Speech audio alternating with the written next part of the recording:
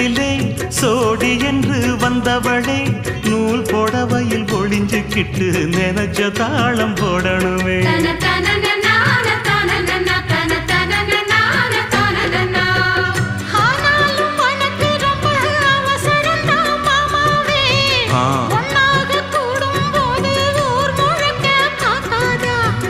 பார்த்தாலும் தவறு இல்ல பனியுறங்கும் ரோசாவே உன்னால சொத்த வச்ச மூக்குலதான் வைக்காதா.